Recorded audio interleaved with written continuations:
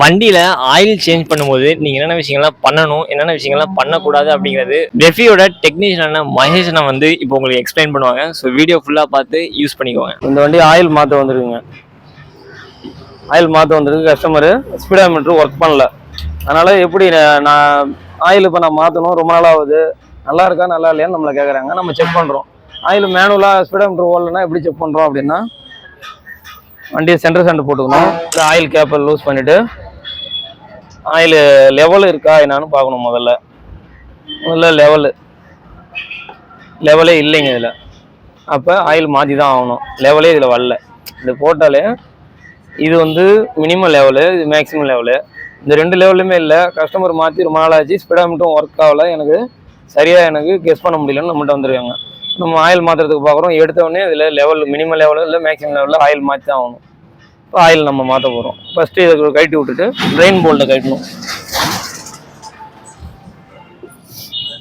மேலே கேப்பை லூஸ் பண்ணிட்டு தான் ட்ரெயின் போல்ட்டை கட்டணும். இப்போ 17 பாக்ஸ் ஆடு கொடு. 17 பாக்ஸ் எடுத்துருவாப்பா. ஸ்லிப் ஆகுது. 17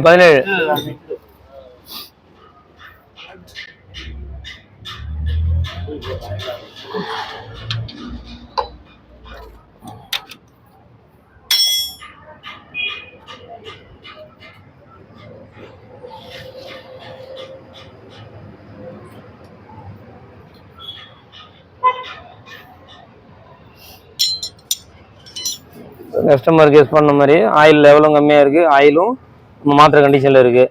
ஆயில் ஒரு சிம்பாலிக்காக நமக்கு லெவலு இல்லை, அதனால் நம்ம அதை மாற்றுறோம். நிறையா பார்த்தோம்னா திக்னஸ் ஓவராக இருக்குது. சும்மா அப்புறம் குரோமியமான ஒரு இதில் வச்சு பார்த்தோம்னா இந்த அளவுக்கு திக்னஸ்ஸு அந்த கலரு எல்லாமே போயிருக்கு. அதனால் இது ஆயில் கம்ப்ளீட்டாக போனது தான். கிலோமீட்டரும் ரொம்ப அதிகமாக ஓடிருக்கு வண்டி அப்படின்ற முறையில் நம்ம இப்போ ஆயில் மாற்றுறோம்.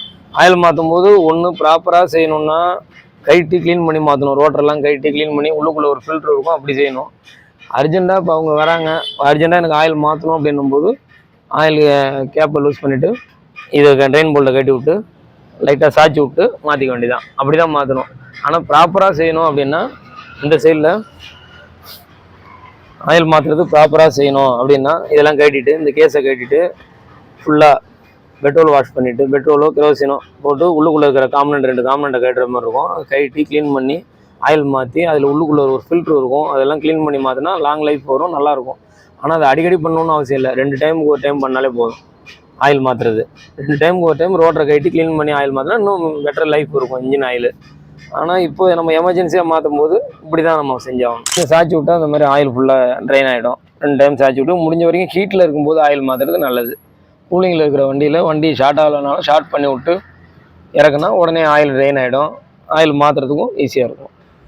ஆயில் எல்லாம் கம்ப்ளீட்டாக வடியும். அப்போ தான் ஹீட்டில் இருக்கணும் வண்டி, பொதுவாக மிதமான ஹீட்டில் இருக்கணும். 2 டைம் இந்த மாதிரி சாய்ச்சி விட்டால் கொஞ்சம் நல்லாயிருக்கும். இது கைட்டி க்ளீன் பண்ணாமல் அப்படி மாற்றும் போது கொஞ்சம் ட்ரெயின் பண்ணி சாய்ச்சி விட்டுட்டு மாற்றினா லைஃப் வரும்.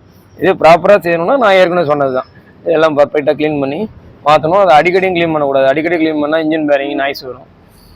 ஒரு 2 டைம் அதிகபட்சம் 3 டைமுக்கு ஒரு டைமு கைட்டி க்ளீன் பண்ணி மாற்றலாம். உள்ளுக்குள்ளே இருக்கிற இந்த வண்டியில் வந்து வெளியில் ஃபில்ட்ரு வராது, உள்ளுக்குள்ளே வரும்.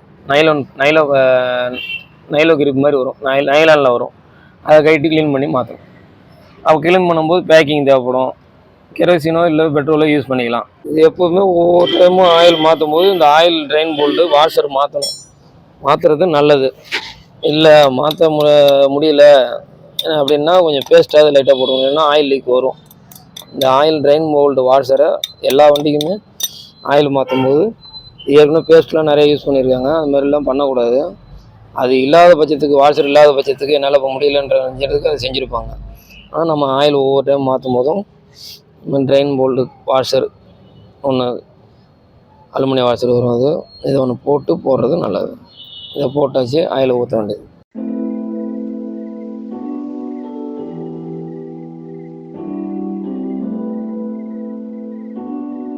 ஹெவி டைட்டு வைக்கக்கூடாது, லெவலான டைட்டில் தான் வைக்கணும். ஒரு வேற டைட்டுன்னு சொல்லுவாங்க. ஹெவி டைட்டு வச்சோன்னா த்ரெட்டு போயிடும். கஸ்டமரே மாற்றும் போது சும்மா லெவல் டைட்டு தான் வைக்கணும், ஹெவியாக டைட்டு போகக்கூடாது. இந்த மாதிரி மெத்தட் கஸ்டமரே மாற்றிக்கலாம். க்ளீன் பண்ணாமல் மாற்றுறதுன்றது. ஆமாம், இது நம்ம கைட்டு க்ளீன் பண்ணணுன்றது கஸ்டமர்னால கொஞ்சம் சாத்தியப்படாது. இந்த விஷயத்தில் நம்ம மாற்றும் போது கஸ்டமரே இந்த மாதிரி நான் சொல்கிற மாதிரி செக் பண்ணிவிட்டு மாற்றிக்கலாம்.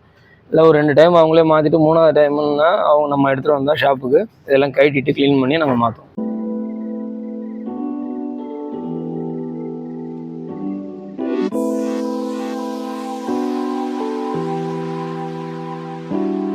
$900 ml கெப்பாசிட்டி. இது கைட்டு க்ளீன் பண்ணும்போது 1 லிட்டர் ஊற்றணும். ஆர்டினரியாக வந்து 900 ml தான் இது capacity. Hero Honda, Splendor plus, Passion Pro எல்லாத்துக்கும். டோட்டலாக கைட்டு க்ளீன் பண்ணும்போது 1 லிட்டர் தேவைப்படும் ஆயில் மாற்றுறது. ஆனால் ப்ராப்பராக மாற்றுறதுன்னா இது கஸ்டமரே எளிமையான முறையில் செய்கிற விஷயம். ஆனால் ஆயில் போல்டு வாஷர் போடணும், கண்டிப்பாக போட்டு மாட்டணும். லெவல் டைட்டு தான் வைக்கணும். ஓவர் டைட் வச்சா இது ஆயில் போல்டு போயிடும், மர த்ரெட்டு காலியாகிடும். இது இந்த வழிமுறையை கஸ்டமரே பின்பற்றிக்கலாம். கைட்டு க்ளீன் பண்ணணுன்றப்போ மெக்கானிக் ஷாப்பில் எடுத்துகிட்டு போய் அவங்க பர்ஃபெக்டாக க்ளீன் பண்ணி பேக்கிங் வாங்கி கொடுத்து ரோட்டெல்லாம் க்ளீன் பண்ணி செய்கிற வேலை.